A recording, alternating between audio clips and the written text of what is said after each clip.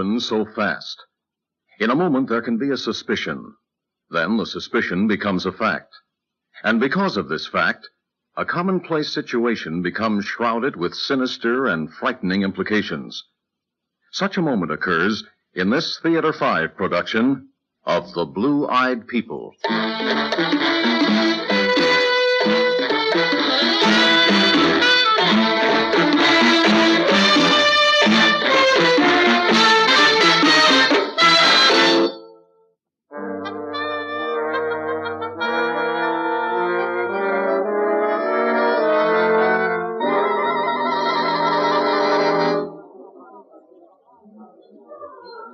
Dr. Vollmer, I presume. This cup of coffee needs company, okay? Sit down, Doctor. At the moment, you look more like a patient. Well, it's one of those mornings, complicated by a couple of interns who needed straightening out. No Simon-Legree or Fagan syndrome? Not even latent. Doctor, all symptoms indicate that I am a psychopathic coward. Now, perhaps some treatment from our very pretty staff psychiatrist is called for. What kind of treatment? Well, that has all the earmarks of a leading question. Say, Liz, are those the latest editions? I think so. Anything new on the Brewster child? Let's see. Still on the front page. No trace of Senator and Mrs. Brewster's missing baby. National search continues. Ditto in this one. Brewster child now missing for 4 days. Hope dwindles. Kidnapping is dirty enough, but a 10-month-old baby. I wonder what its chances are. Of survival? Well, that's always the question with kidnapping. Do they really intend to return the victim? Something you learned from that police lieutenant you buddy around with? Doctor, you're probing. Suppose I do enjoy vicarious thrills through Arthur Keith. Saves me the price of paperback mysteries. Dr. Hay. Calling Dr. Hay. I knew everything was too peaceful. This is Dr. Hay. Oh, I see. Fluoroscope the child immediately. If it's there, I want some x-rays fast. Be right down. Crisis? Speaking of children, a baby just came into emergency. Mother thinks it swallowed a safety pin. I hope she's wrong. So do I. Any operation is tough, but a 10-month-old child.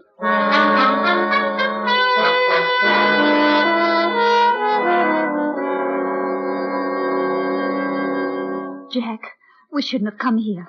This is no place for us. If that pin's in the baby's stomach, it's the only place. But all these people, doctors, I'm scared. If I'd just been more careful. Come on, Sue. It ain't like you fed it to the kid. Mr. and Mrs. Lunny? Yeah, that's right. I'm Dr. Hay.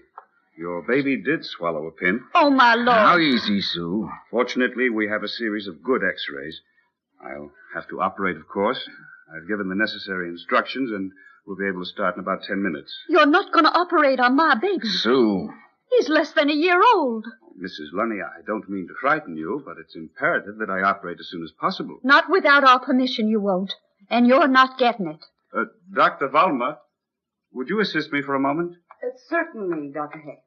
Mr. and Mrs. Lunny, this is Dr. Elizabeth Vollmer, our staff psychiatrist. Well, I don't figure you're going to psychoanalyze that pin out of the kid's stomach. Well, frankly, I was hoping that Dr. Vollmer, being a woman, would reason with your wife more effectively than I seem to be able to. Mrs. Lunny doesn't want her baby to undergo surgery. I see. Why don't you all step into my office? What is the preoperative diagnosis? Critical. The safety pin is lodged against the stomach wall. It's open. I've got to get it out, and you've got to help me. Please step in, Mr. and Mrs. Lunny. You're trying to trick me into doing something I don't want to do. Come on now, Blue Eyes. You're fussing an awful lot. Now, calm down. See if you can talk to the woman. I'm going to check on the OR. You can't go ahead without a surgical consent. I'm counting on you to get it for me. I tell you, I want to get out of here with my baby. Now. Now, you're talking silly. Nothing terrible's happened. I got a premonition like, let's leave while we're still ahead. Mrs. Lunny, I know you've been through a very bad shock, but what you're experiencing now is what we call hysteria. Don't give me none of that fancy talk, Doctor. I'm not going to let them operate on my baby. I tell you, No, I don't... let me tell you. We can't foretell the future, but I can give you a trained medical opinion. Your baby may die if he isn't operated on immediately. Your point's made. Now tell that sawbones he can go ahead. Jack! Now, Sue, you just gone haywire. Now, you ain't thinking straight and... I don't want my boy to die. Look, he's my boy, too. I got just as much to lose as you do. I'm ready to scrub up. Go ahead. The father has given surgical consent. Oh, good. Would you come and sign the necessary papers, Mr. Lunny? I'm with you. Mrs. Lunny, I'd like to give you a sedative and put you to bed for a while. Sedative? Something to help you relax. You've been under a very severe strain. Think I'm gonna crack up, Doctor? Cause a scene? I'm not worried about a scene. Just your condition. So you want to feed me some truth serum so I'll talk all over the place? You're thinking of sodium pentothal? We don't use that as a tranquilizer. All that stuff's the same. And I'm not taking any of it. As you wish, but try and relax. Tommy has a very good chance. You can't keep your eye on a child every moment. It's not a crime. What made you say that? A crime? I just meant you shouldn't blame yourself. Tommy is now in the hands of a very capable surgeon. I'm sure everything will turn out all right. I hope so, Doctor.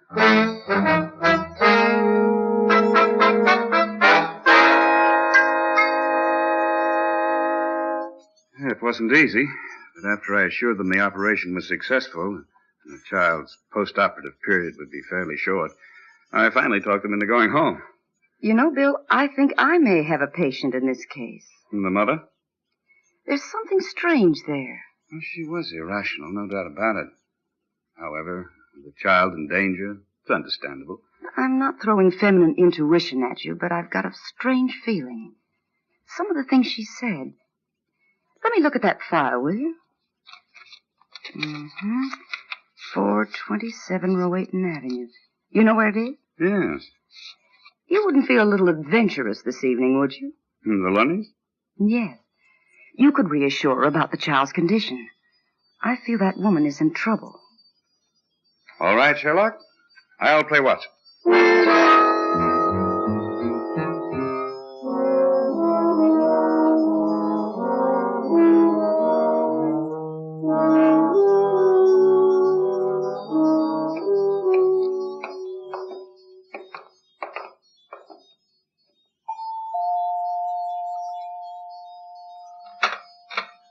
Well.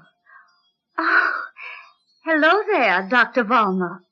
Oh, and Good Dr. evening, Mrs. Lunny. Dr. Hay and I were taking a drive and realized we were in your neighborhood. We thought we might drop in for a moment. I hope we didn't come at a bad time. Oh, no. Come on in. Jack just ducked out for cigarettes. He'll be real glad to see you. Maybe you could stay for some coffee. Well, that would be nice. Sit yourselves down, won't you?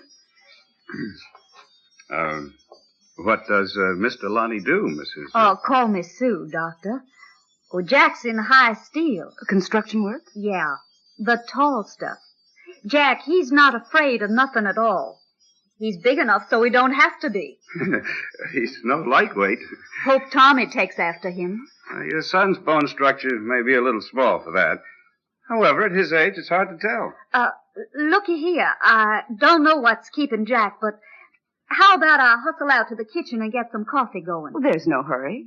Ah, coffee. That'd hit the spot with me. Doctor, you practically got it. You folks just rest easy. You want anything, you just yell. Thanks. I wanted to draw her out. Why did you... What are you doing? This is paper. It's the afternoon edition. I spotted it on the sideboard. Well? Look. They ran a picture of the missing Brewster baby. Liz, this picture looks an awful lot like the child I operated on today.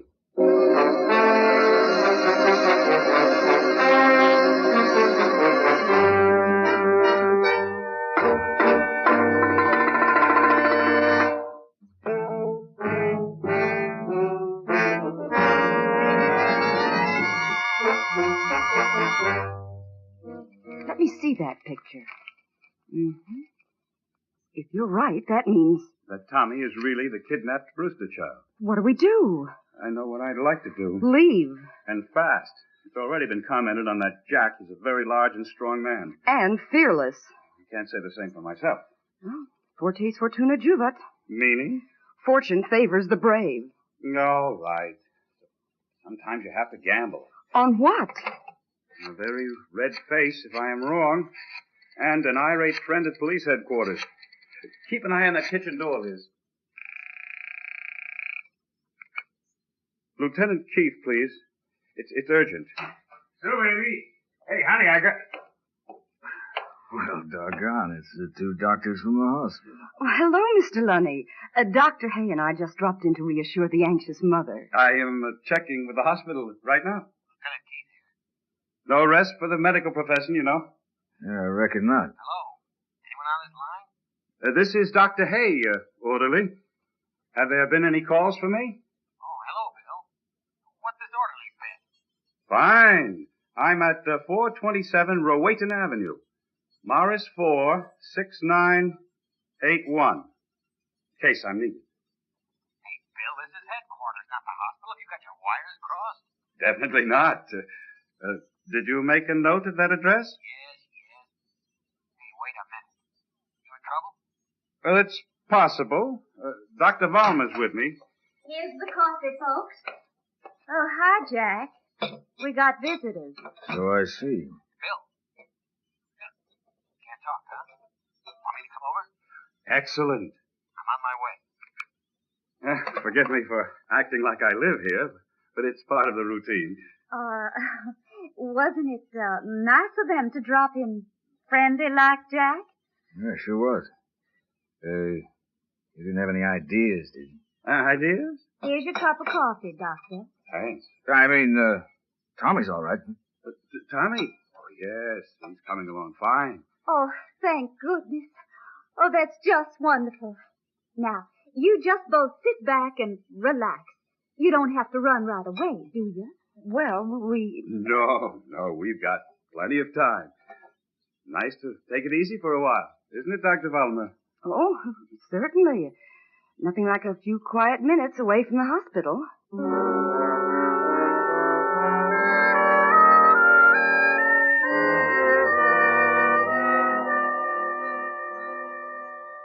One thing that's always puzzled me, Jack, about construction work is I've often wondered why the... Well, looks like Visitors' Day for us. Now, who do you figure that is? Dr. Hay. Oh, hello, Bill. Oh, this here friend of yours, Doc?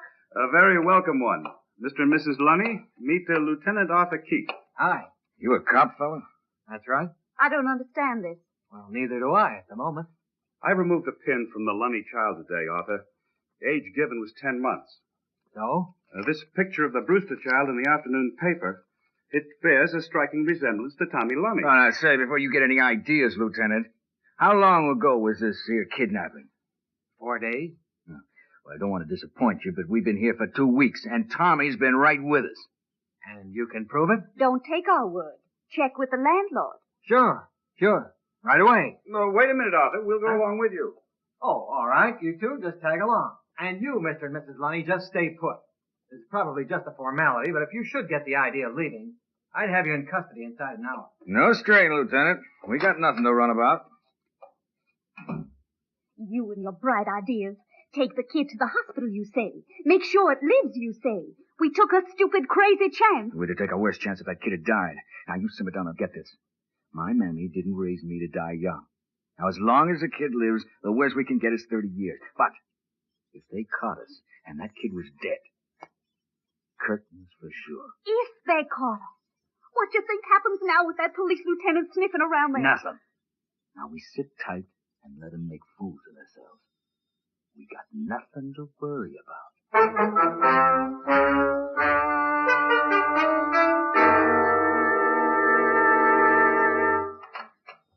All right, folks. The party is over. What's the verdict, Lieutenant?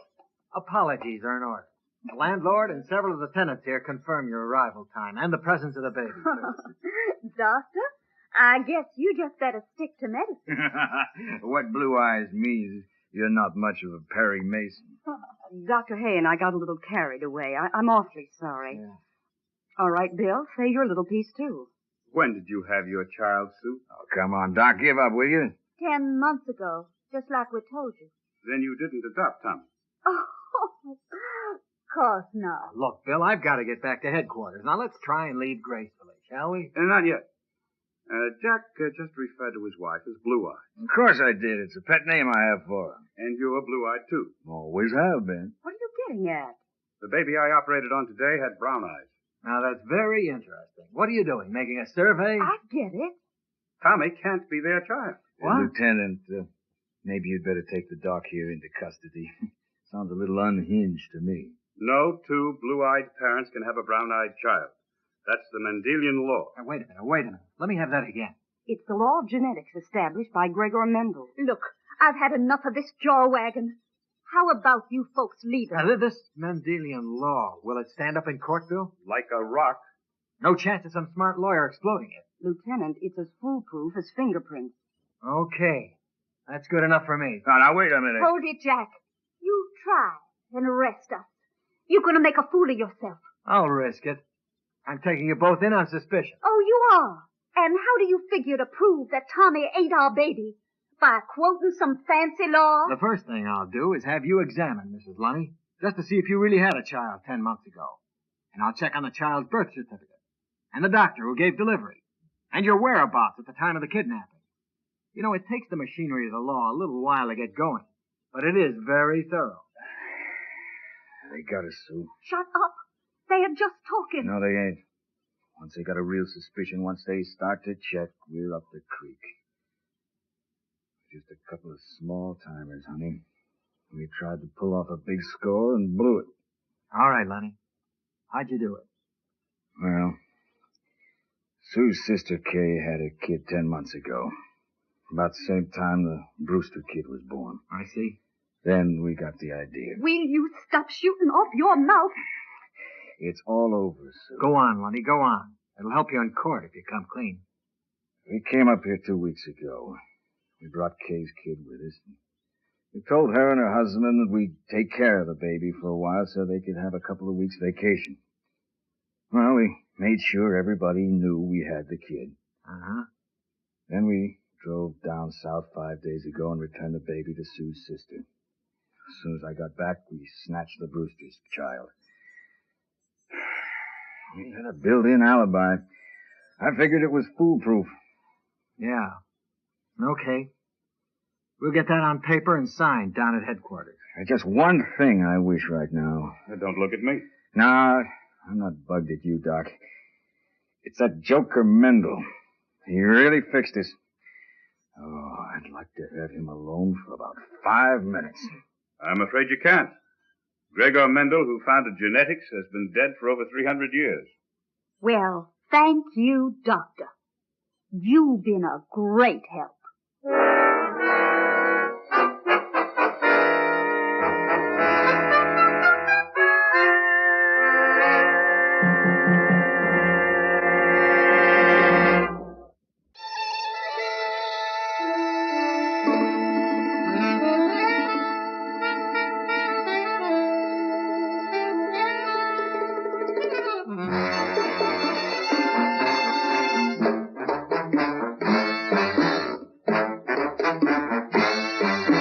Theater 5 has presented The Blue-Eyed People, written by Frank Thomas and directed by Ted Bell.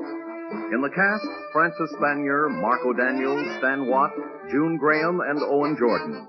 Audio engineer Marty Follia. Sound technician Ed Blaney. Script editor Jack C. Wilson. Original music by Alexander Vlastotsenko.